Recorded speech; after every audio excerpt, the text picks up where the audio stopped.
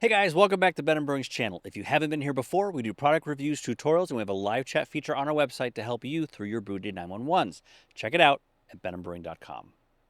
Today's video, we got our hands on another one of iGulu's Gose Kits. If you haven't seen our first video where we actually brewed it up and tasted it, go ahead and check that out. But since we've tasted it, we decided there may be something we can do to it to maybe enhance some of the flavors, and it was actually quite an interesting learning experience, so you can learn from our mistakes and kind of reap the rewards.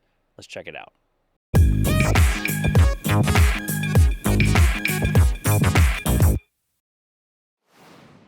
All right, so before we get started in today's video, quick reminder, this video is sponsored by iGulu. You will find a 20% off coupon linked in the description down below if you wish to purchase the iGulu S1 or F1. So we brewed up iGulu's sea salt Gose Kit a couple of weeks ago, and we were intrigued by some of the flavors that it currently had, and we thought maybe we could enhance those flavors. Our initial tastings kind of led to a nice, bright, clean, very tart flavor, which is a good base for a lot of things, and we thought that maybe we could take that and kick it up a notch and enhance it with some additional flavors, and we weren't sure if we should do fruit or something else. Like I mentioned before, we did have some learning on some of the things we could do with it, so let's see what we came up with.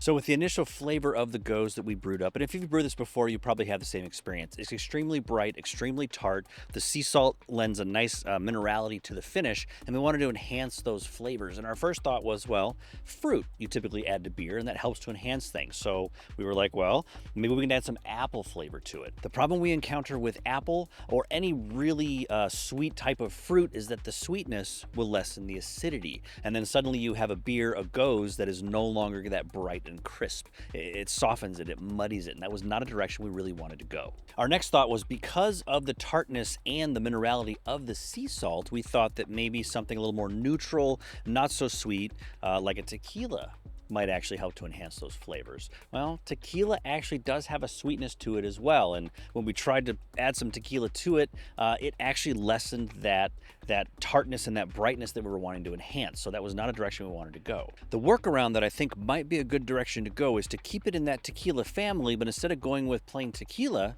you go with a Mezcal. Now, if you're not familiar with Mezcal, it is a type of tequila that tends to have a very smoky flavor. It tends to be very complex, very rich, not something you would typically want to sip on. Usually you want to mix it into something, and so we thought that maybe that would hold up well enough to the bitterness and the sea salt to enhance all of the flavors and be very complementary. So with that kind of thought process in mind, we decided to go ahead and test our theories to see what would hold up and what might work well. Thus began our tastings. All right, so let's talk about some of the methodology we used to try to come up with the flavor profile that we were kind of looking for with this. Now, this is not a scientific thing by any stretch, but this is certainly something that you can do on your own if you want to enhance any of the beer kits or any flavors in any sort of a beverage that you want to make. So first of all, when adding flavors to any sort of a beverage, you can either add it to the whole batch, so everything, or you can do it on a per pour basis. So for this particular flavor enhancement, we decided to go with dosing the entire batch. The reason is because I wanted to make sure we had a consistent flavor once we dialed in the flavor profile that we wanted to. Now, the drawback of this is that if you do enjoy the Gose straight out of the keg, you're going to lose that flavor profile because you're going to dose the whole thing, and so you'll have that one single thing to drink all the time. If you want to do this on a per pour basis, you certainly can. Just apply the same methodology that we're going to use. So because we wanted the flavor profiles to be scalable and want them to be consistent every time, we really couldn't take the entire keg and add whatever flavoring we wanted to until we reached that desired flavor, because if we added something we didn't like, we would have ruined the entire batch. So you really have to start out small, measurable, and then make sure you can scale up from there once you're on the track that you want. So to make this nice and easy to scale up, we started out with 1 cup of the Gose straight out of the iGulu keg. After that, we took whatever flavor profile we thought would work well, whether it was apple or the Mezcal, and we added a teaspoon to that cup of Gose one at a time and then stirred it up. This will obviously impact the carbonation. You're going to lose some as you're doing this testing over and over again, but in the short amount of time that we were doing it, I figured we're going to want more carbonation in the end beverage anyway, so that's kind of a minor note to what we're trying to do.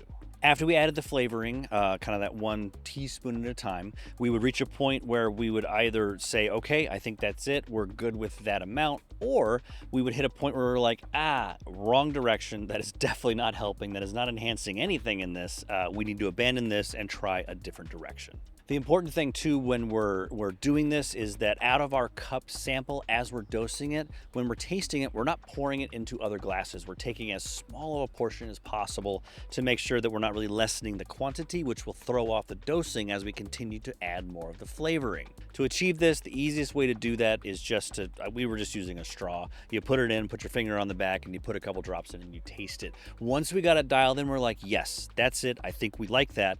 Then we would stop adding the flavoring. We'd actually pour it into a glass to give us more of the flavor experience, right? Because you have aroma, which impacts flavor. So drinking it out of a glass also impacts the flavor profile. So once we had it what we thought dialed in, we did a full glass pour to get the full experience and see, yes, this is the direction we want to go, or it might still be missing something. So once we went back and forth and discussed the different flavor profiles and the pros and cons of what we'd done so far, we finally decided on a specific ratio, and that's what we're going with. All right, so here's what we came up with. We found that Mezcal actually lended a nice flavor profile to the Gose, and so that is the direction that we went. We just went to Total Wine and More, and we picked up a bottle of Sacrificio Mezcal. And we went with the, what is this, Anejo? Anejo, because we found the Blanco, which tends to be much more clear. It's not aged as much. Didn't have as much of a complex flavor. Didn't actually hold up against the Gose. It didn't really add anything to it, and so what's the point? So having something with a little bit of age and a barrel to it adds to the complexity and adds some nice notes. If you're planning on dosing your entire batch, your full gallon of your Gose, the dosage rates we found about 2/3 of a cup of the Mezcal. Now, you can certainly repeat the experiment that we did to get a flavor profile that you like. For us, that seemed to be a good starting point. Now, our keg, as you may or may not see, is a little bit low because of our testing. It's about half of what it used to be. So for this kind of thing we're doing today, I'm going to dose it with 1/3 of a cup of the Mezcal. All right, so you've added the Mezcal to the Gose. You're letting that sit and cool and kind of marry all together.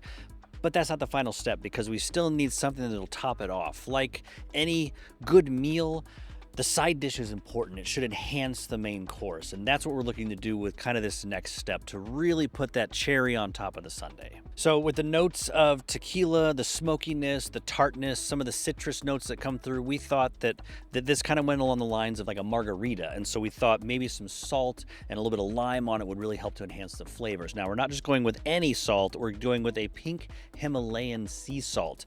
You can certainly use kosher salt for this. Nothing wrong with that. I find this has kind of an interesting flavor that actually pairs nicely with the smokiness of the Mezcal. As far as the lime juice that we're using, I'm just going easy and going with the cheap lime juice here. You could certainly make this even better by using actual lime juice to enhance it. And this isn't the only thing you could do. You could also put on the rim tahini, which I think is supposed to be very, very good to kind of enhance the flavor. You could also go sweet if you wanted to do like a sugar rim on there with the lime juice, or whatever fruit juice you wanted. For us, we're going with lime and Himalayan sea salt. The process is relatively simple. We don't have anything fancy. I didn't go out and buy one of those fancy margarita rimming glass things, so we're just going to make a mess here. So we're going to use our lime juice. I'm going to go ahead and crush up some of this Himalayan sea salt, and then just take a couple of taller glasses like this one. We're going to get the rim a little moist with the lime juice, and we're going to run it around in the sea salt. It's going to be messy, it's going to be dirty, but that's okay. That looks beautiful, actually. I kind of like that. So there's one down. I got to get one more for my partner in crime, who will be joining me shortly for the tasting, to see if we actually nailed this down with all of these steps. So it'll be interesting to see. Good enough. Let's see how it goes. All right, so here we are back doing our tasting of our Mezcal sea salt Gose. With me, as always, my partner in crime, Christy. Hello. Thanks for joining me again and helping in the collaboration. Her taste buds are way better than mine because she is also a very good cook, so that helps me to kind of hone in stuff. Plus, I smoke a lot of cigars, which probably kills my taste buds anyway, so don't trust anything I say. In any event, before this stuff warms up, because it is a hot day out, we have our sea salt Gose with the salted lime rim. I'm excited to get this thing tasted. It was interesting when I poured it. The head on it reminded me of like a Guinness or a nitrogen pour. Really tiny bubbles, really tight. So it faded out relatively quickly, but let's give it a go. Cheers. Cheers. That's pretty good. That's really good. I'm not mad about that at all. That's really good. Wild how good that is. It adds a level of complexity to it. The smokiness makes it so much more complex, but it's still, I think anyway, it's still bright and refreshing, but has a very, it's not overpowering smoky. I don't like smoky beers like the Rausch beers or whatever they're called, like where they smoke the malts. That's too much for me.